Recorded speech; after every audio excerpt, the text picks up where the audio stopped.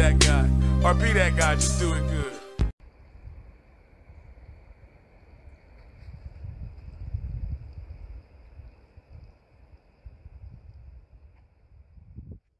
Alright, so I got all the plants displayed out on this rock, and I'll go ahead and show you guys them one by one. So right here, we have yarrow. It's a medicinal plant found out throughout most of North America, and it can cure anything or help you with anything from headaches, low blood pressure, digestive issues, skin issues. I've used it on sunburns before. You can use it to make a tea out of if you have a stomach ache. Drink that tea, chew on the leaves.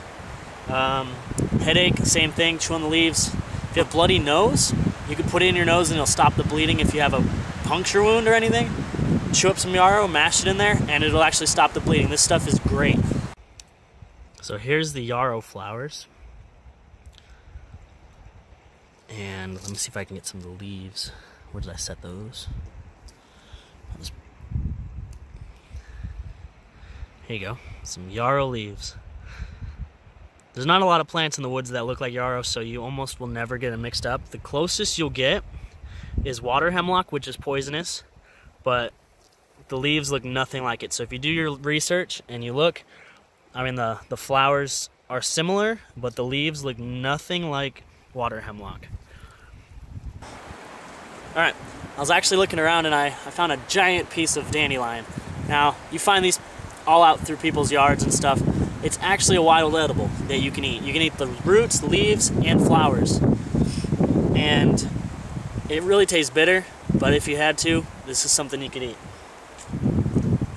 I've never found this before, and it's been I pulled it a while back, so it's kind of been sitting around, so it's all limp now. But wild mint. I saw some stinging nettle, and I touched it, and it started burning. Like, you know, it's stinging. If you've ever been touched by it, you know what I mean. It's like a hot, stinging sensation.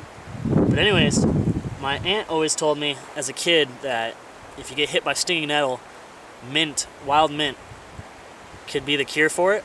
And you just kind of rub it on it and it actually goes away.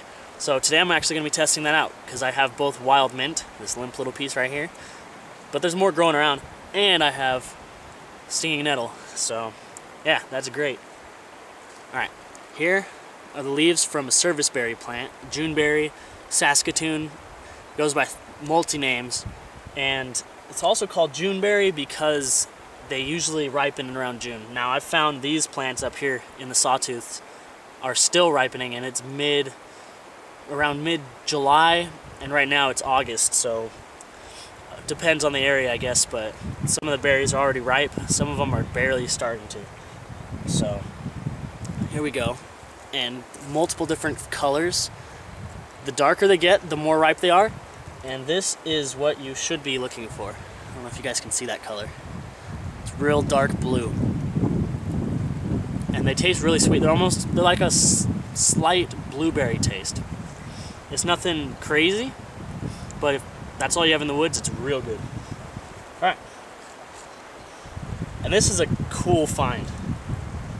I found raspberry, wild raspberries. You can see the thorns on there. I don't know if you can, but that. And I actually found one wild raspberry. Alright, here's a little bit of the wild raspberry.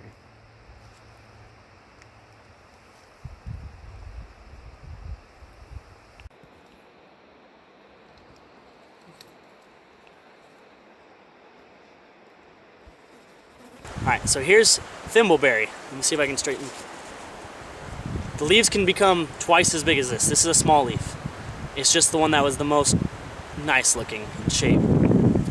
But thimbleberries are in the same family as raspberries and blackberries. I have one, but it's not ripe at all, and it's really not pretty at all. Like, this thing is kind of trashy. Look how small this one is. Like, if I've uploaded the other thimbleberry video, this is nothing compared to those other ones.